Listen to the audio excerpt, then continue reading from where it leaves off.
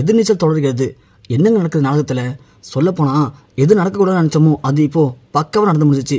தர்ஷனுக்கு ஒரு ஆர்வக்குள்ளார் அப்படிங்கிறத நிரூபிச்சிட்டான். சின்ன வயசு இல்லையா, அதான் நம்ம பார்கவி கல்யாணத்துக்கு ஓகே சொல்லிட்டான்னு சொன்ன உடனே பார்கவி எப்படியாவது பார்க்கணும், பார்கவி மனசு மாறிட்டா, என்னை கல்யாணம் ஒத்துக்கிட்டா, அப்படியே ரெக்க கட்டி பார்க்குற மாதிரி இருக்கு எனக்கு அப்படின்னு தர்ஷன் பார்கவி பார்க்கறதுக்கு அமெரிக்காவில் இருந்தால் கூட நான் போக ரெடியாக இருக்கேன் அப்படின்னு லூசுத்தனமான ஒரு வேலையை பார்த்துருக்கான் பாருங்க. இப்போது கையும் களமாக மாட்டிக்கிட்டான். தர்ஷனை எப்படி நம்ம ஜனனியை காப்பாற்ற போகிறாங்க? இந்த விஷயம் ஆதி குணசேகரனுக்கு தெரிஞ்சதுன்னா, ஏன்னா ஏற்கனவே ஆதி குணசேகரனும் வீட்டில் இருக்கிற ஆம்பளைங்களும் யோசிக்க ஆரம்பிச்சிட்டாங்க. இவளுங்க எதுக்காக நம்ம சொல்கிற எல்லாத்துக்கும் அமைதியாக போகிறாளுங்க, ஒன்றுமே புரியலையே, இவளுங்க ஏதோ திட்டம் போட்டுட்டாளுங்க, இல்லைனா இவங்க சும்மா இருக்க மாட்டாளுங்க, ஏதாவது ஒன்று பண்ணிக்கிட்டு தான் இருப்பானுங்க, நாம் நடந்தால் கூட அதுக்கு ஒரு குறைக்கணை பிடிப்பாளுங்க, ஆனால் இப்போது அமைதியாக இருக்காளுங்க அப்படின்னா ஏதோ பண்ணுறாளுங்க அப்படின்னு ஆதி குணசேகரன் ஏற்கனவே கணிச்சு தான் வச்சுருக்காரு. அதுக்கேற்ற மாதிரி தான் தர்ஷன் இப்போது லூசு மாதிரி அவனே போய் எங்கள் அப்பா கொடுத்துக்குள்ள இல்லை அப்படின்னு எல்லாரையும் மாட்டி விட போகிறான். ஏன்னா ஒரு பக்கம் ஞானத்தை காப்பாற்றணும் அப்படின்னு ஜனனியும் நம்ம ரேணுகாவும் போனாங்க இல்லையா. போன இடத்துல ஞானம் நீங்கள் என்ன வேணும் சொல்லுங்கள், என் அண்ணனை பற்றி எனக்கு தெரியும், என் அண்ணன் ஒரு ஹரிச்சந்திரன், அப்படி இருக்கும்போது என் அண்ணன் என்னை கண்டிப்பாக ஏமாற்ற மாட்டார், பொய் சொல்ல மாட்டார், என் அண்ணனுக்காக தான் நான் உள்ளே வந்திருக்கேன், நான் உள்ளே வந்ததுக்கு காரணமே நீங்கள் தானடி அப்படின்னு இங்கே நம்ம ஞானம் சொல்லி கொடுத்த மாதிரி அப்படியே ஒப்பிக்கிறாரு. ரேணுக்காவும் என்னமோ பேசி பார்க்குறாங்க. நீனா மரமண்டியா நீனு, உனக்கு ஒன்றுமே புரியலையா? ஏன் உன் அண்ணன் நினச்சிருந்தா உன் தம்பி கதிர் அனுப்பியிருக்கலாம், வாழ்க்கையில் உன் அண்ணன் கூட இருந்ததை தவிர மற்றபடி நீ வாழ்க்கையில் என்ன சுகத்தை அனுபவிச்சிட்ட, என்ன தப்பு பண்ணியிருக்க, அப்படி எதுவுமே பண்ணலையா? நீ ஏன் இங்கே வந்து உட்காந்துருக்க? உனக்குன்னு ஒரு குடும்பம் இல்லையா? உனக்குன்னு பிள்ளைங்க இல்லையா? ஏன் இதையும் யோசிக்க மாட்டேற? நீனா மரமாண்டியா? என்னென்னமோ எனக்கா பேசி பார்க்குறாங்க. ஆனால் நம்ம ஞானத்தை பொறுத்த வரைக்கும், இங்கே பாரு, நீ அமைதியாக போயிடு, எனக்கு தெரியும் என்ன பண்ணு சொல்லிட்டு, என் அண்ணன் ஒன்றுமே கிடையாது, என் அண்ணன் கடைசி வரைக்கும் என்னை காப்பாற்றணும்னு ஆசைப்படுறாரு, ஒன்றை மாதிரியா எங்கே கொண்டு என்னை கூத்துலான்னு ட்ரை பண்ணுறதுக்கு. இங்கே பாரு, நீ வந்து உன் வேலையை பார்த்துட்டு போ, எனக்கு தெரியும் எப்போ வெளியே வரணும்னு என் அண்ணன் முடிவு பண்ணுறோ அப்போ நான் வெளியே வந்துக்கிறேன் அப்படின்னு. ஞானத்தை பொறுத்த வரைக்கும் என் அண்ணனுக்காக நான் உள்ளே வந்துட்டேன், இதை பண்ணது நான் தான், என்னால் இனிமேல் எதுவும் பண்ண முடியாது அப்படின்ற மாதிரி ஞானம் உறுதியாக இருக்காரு அவருடைய குறிக்கோளில். இங்கே ஜனனியாக இருக்கட்டும், நம்ம ரேணுகாவாக இருக்கட்டும், லாயர் மேடமாக இருக்கட்டும், யாராலையும் ஒன்றுமே பண்ண முடியல. சரி, இதுக்கு மேலே இங்கே இருக்குது டைம் வேஸ்ட் அப்படிங்கிற அளவுக்கு அவங்க முடிவு பண்ணிட்டாங்க. இன்னொரு பக்கம் நம்ம நந்தினி நம்ம கதிர் அறிவுக்கரசிலாம் புடவைக்க போன இடத்துல நந்தினி முடிஞ்ச வரைக்கும் நம்ம கதிரை வச்சு செய்கிறாங்க. அந்த அறிவுக்கரசி சேர்த்து வச்சுக்கிட்டு பொண்டாட்டிக்கு என்ன புடவை இருக்குன்னு கூட தெரியாது, அதுவும் பொண்டாட்டி புடவை எதுன்னு கூட தெரியாது, யார் பொண்டாட்டின்னு கூட கணக்கு தெரியாது. சில நேரத்தில் எவ்வளோ அழகாக இருக்காளோ அவள் தான் பொண்டாட்டின்னு நினைப்பான், இவெல்லாம் புடவை எடுக்க வந்துட்டான் அப்படிங்கிற மாதிரி நந்தினியும் முடிஞ்ச வரைக்கும் ஜாட மாடியாக நம்ம கதிரை எவ்வளோ பேசுகிறாங்க. ஆனால் கதிர் இங்கே பாரு, ஒழுங்காரு, அவ்வளோ சொல்லிட்டேன், ஒன்றெல்லாம் வெட்டி புதைச்சிருவேன், மூடிடுவேன், இப்படியே உருட்டி மிரட்டிகிட்டு இருக்காரு. ஆனால் அந்த பக்கம் திரும்பினா அப்படியே பொங்குறாரு. ஏன்னா அறிவுக்கரசி கொஞ்சிறாங்க, மாமா மாமான்னு சொல்லிட்டு. கதிருக்கு அப்படியே இல்லைம்மா அதுமா இதுமான்னு சொல்லிட்டு நம்ம கதிர் பேசுறதை பார்க்கும்போது, என்னடா இது இப்படி ஒரு பழப்பம் உனக்கு அப்படின்னு அப்படியே மூஞ்சில் பார்த்து காரி துப்புன்னு போல தோணுது. என்ன பண்ணுறது, நந்தினி எல்லாத்தையும் பொறுத்துக்கிட்டு அமைதியாக இருக்காங்க. அப்போ தாங்க நம்ம தர்ஷன் சும்மா இல்லாமல் அந்த பார்கவியை பார்க்கறதுக்கு அந்த வீட்டுக்கு போகிறான். அந்த வீட்டுக்கு போயிட்டு பார்கவியும் பார்த்து, பார்கவி, இது மாதிரி நீ எனக்கு ஓகே சொல்லணும்னு சத்தியமாக எதிர்பார்க்கல, நான் உனக்கு பண்ண பாவத்துக்கு எல்லாத்துக்கும் பிராய்ச்சித்தமாக உன்னை நான் ராணி மாதிரி பார்த்துக்கிறேன் பார்கவி, என்னை மன்னிச்சிரு பார்கவி அப்படின்னு பார்கவிட்ட கெஞ்சிரான் தர்ஷன்.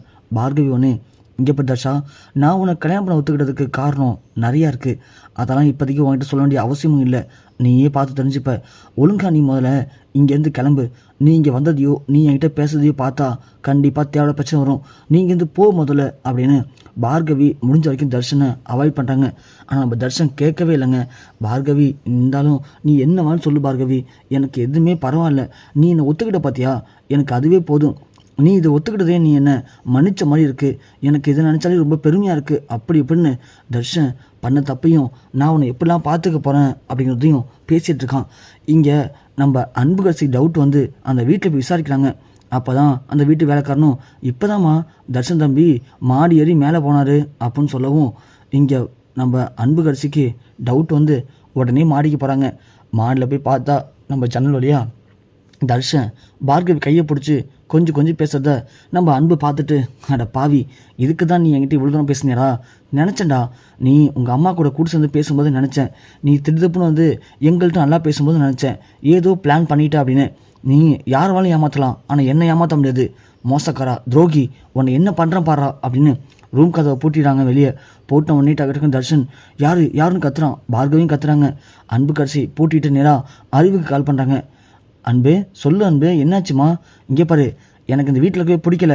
அந்த தர்ஷன் என்ன பண்ணிக்கான் தெரியுதா, நீ உடனே கிளம்பி இந்த வீட்டுக்கு வா, என்னால் இங்கே இருக்கவே பிடிக்கல அப்படின்னு அன்பு ஃபோன் வச்சுட்டாங்க. அறிவு உடனே டக்குன்னு மாமா என்னாச்சுன்னு தெரில, நான் உடனே இங்கே கிளம்பணும், வாங்க மேலே போகலாம் அப்படின்னு நந்தினியை கழட்டி விட்டுட்டு அங்கேருந்து கிளம்பிடுறாங்க. நந்தினி உடனே என்னது இவளுங்க என்னை கழட்டி விட்டுட்டு இவ்வளோ வேகமாக போகிறத பார்த்தா ஏதோ பிரச்சனையாக இருக்குமா வீட்டில் அப்படின்னு நந்தினி ஜனனிக்கு கால் பண்ணுறாங்க. ஜனனி எங்கே ஜனனி இருக்க? அக்கா நான் இப்போ தாங்க வீட்டுக்கு போயிட்டுருக்கேன். ஐயோ ஜனனி சீக்கிரம் வீட்டுக்கு போய் ஜனனி. ஏன்க்கா என்னாச்சு, ஏன் பதட்டமாக பேசுகிறீங்க? தெரில ஜனனி, நல்லா தான் புடவை எடுத்துகிட்டு இருந்தோம், இந்த அறிவுக்கரசி கதிரெலாம் சேர்ந்து திடுத்துப்புன்னு ஒரு ஃபோன் வந்துச்சு, வேகமாக கிளம்பி வீட்டுக்கு போகிறாங்க, அங்கே எதுவும் பிரச்சனை நினைக்கிறேன், நீ கொஞ்சம் சீக்கிரம் போ ஜனனி அப்படின்னு சொல்ல ஜனனி வேகமாக வீட்டுக்கு போகிறாங்க. இங்கே அறிவுக்கரசி வீட்டுக்கு ஆல்ரெடி போயிட்டு எங்கே இருக்கா அன்பு, எங்கே என்னாச்சு? ஐயோ அக்கா அந்த தர்ஷன் நம்மளை ஏமாத்துறான், நல்லாவே ஏமாற்றிட்டான். உள்ளே இருக்கிற பார்கவி கூட போய் அவன் பேசிகிட்டு இருக்கிறத நான் பார்த்தேன்க்கா, 2 பேரும் கல்யாணம் பண்ணிக்க போகிறாங்களாம், என்னால் பார்த்து சும்மா இருக்க முடியலக்கா. என்னடி சொல்கிற அப்படிங்கும்போது இங்கே ஜனனி அப்புறம் ரேணுகா உள்ள வராங்க. ஜனனி வந்து என்னாச்சு, இங்கே என்ன பிரச்சனை, யாரை பூட்டி வச்சுருக்கீங்க அப்படின்னு கேட்க டக்கு நம்ம அறிவு ஜனனி கழுத்தை பிடிச்சி செவுத்தில் தள்ளி என்னடி என்ன, யாரும் இல்லாதப்போ ரூமுக்குள்ளே விட்டு 4 பீஸ் இந்த அடிச்சுட்டா பெரிய ஆளு நினச்சிட்டிங்களா? இங்கே பாரு, இந்த செகண்டில் உன்னை கொண்டு போட்டு போயிட்டே இருப்பேன். என் தங்கச்சி கல்யாணம் நடக்க போய் இந்த நேரத்தில் எந்த சாவும் நடக்கக்கூடாது இந்த வீட்டில் அப்படின்னு பொறுமையாக போயிட்டுருக்கண்டி, இன்னும் ரொம்ப ஓவராக ஆடிட்டுருக்கீங்களா? உங்கள் எல்லோரும் என்ன பண்ணுற மட்டும் பாருங்கள் அப்படின்னு சொல்லி கையை எடுத்துகிட்டு கதிர்ட்டு இப்போ எனக்கு அந்த பெரிய மனுஷன் இங்கே வந்தே ஆகணும். கதிர் ஒன்று ஆனால் அறிவு நான் சொல்லிக்கல, யோ மாமா வேணாம், எனக்கு இப்போ அந்த பெரிய மனுஷன் இங்கே வந்தே ஆகணும் சொல்கிறான்ல, ஒன்று இந்த பாட்டுக்காரி பொண்ணு இந்த வீட்டில் இருக்கணும், இல்லை நாங்கள் இருக்கணும், யார் இருக்கணும் அப்படிங்கிறத அந்த ஆள் வந்து இங்கே முடிவு பண்ணணும். அப்படி மட்டும் இருந்தாலும் வரலன்னு வச்சுக்கேன், இந்த வீட்டில் ஒரு கொலை கண்டிப்பாக விழும். ஏதோ என் தங்கச்சி கிளம்பி கொடுக்க போகிற குடும்பமாச்சுன்னு தான் நானும் அமைதியாக பொறுத்து போயிட்டுருக்கேன் இந்த வீட்டில். ஆனால் அதுக்காக என்னை ரொம்ப சீன்றீங்க, இதுக்கு மேலே என்னால் பார்த்துட்டு பொறுமையாக இருக்க முடியாது. இப்போது அந்த ஆள் இங்கே வருவாரா மாட்டாரா, எனக்கு அது மட்டும் தெரிஞ்சு ஆகணும் அப்படின்னு அறிவுக்கரசி இருக்காங்க. ரேணுகாவனே ஐயோ ஜனனி இதுங்க பூரா பைத்தியங்களாக இருக்கும் போலுக்கு, இப்படி ஒன்றும் பிரச்சனையை பெருசாகிட்டே இருக்காளுங்களே, ஏன் தான் இப்படி போட்டு பாடாப்படுத்துகிறாங்க நம்ம குடும்பத்தை அப்படின்னு ரேணுகா ஒரு பக்கம் பேசுகிறாங்க. கதிர் நம்ம அறிவு கையை பிடிச்சி முடிஞ்ச வரைக்கும் சமாதானம் பண்ண பார்க்குறாரு. ஆனால் அறிவு சமாதானம் ஆகவே இல்லை. உடனே கதிர் வழி இல்லாமல் நம்ம ஆதிக்குடன் சேர்ந்து கால் பண்ணுறாங்க. கால் பண்ணி அண்ணன் பிரச்சனை ஆயிடுச்சு அண்ணன், தர்ஷன் பார்கவி வீட்டு போய் பேசினதை அறிவு பார்த்துட்டா, அன்பு அவங்க 2 பேரும் ரூம் வச்சு பூட்டிட்டாங்க. இப்போது அறிவு பயங்கர கொலவெளியோட இருக்கா, நீங்கள் இங்கே வந்தே ஆகணும்னு ஒரே புடிவாதமாக இருக்கா, நீங்கள் உடனே இங்கே வாங்கினேன், நீங்கள் வந்தால் மட்டும் சமாளிக்க முடியும் அப்படின்னு கதிர் சொல்ல ஆதிக்குடன் சேர்க்குறோன்னே சரி கதிர் நான் உடனே கிளம்பி அங்கே வரேன், அது வரைக்கும் அந்த அறிவு கட்சியை கொஞ்சம் பொறுமையாக்க சொல்லு, எதாக இருந்தாலும் சரி நான் வந்து பேசிப்பேன் புரியுதா? சரிங்கண்ணே. அறிவு அண்ணன் வரன்ட்டாரு, எதாக இருந்தாலும் அண்ணன் வந்து பேசிப்பேன்ட்டாரு, நீ கொஞ்சம் அது வரைக்கும் பொறுமையாரு, இங்கே வா நீ வந்து உட்காரு முதல்ல. இல்லைம்மா எனக்கு அவ்வளோ ஆத்திரம் வருது, இவங்க எல்லாரையும் கண்டந்தனம் வெட்டி போன தோணுது. வெட்டி போட்டு எங்கே போகிற, ஜெயிலுக்கு போகிறியா அப்படின்னு ஜனனி கேட்க ஏய் இந்தாடி கம்முன்னு சொல்லிட்டேன், உனக்கு அவ்வளோதான். ஆனால் உன்னடி என் கையால் சாக போகிற ஆள் நீ தான், அது மட்டும் உறுதி அப்படின்னு அறிவுக்கரசி ஜனனி பார்த்து சொல்ல ஜனனி அப்படியே மௌனமாக சிரிக்கிறாங்க.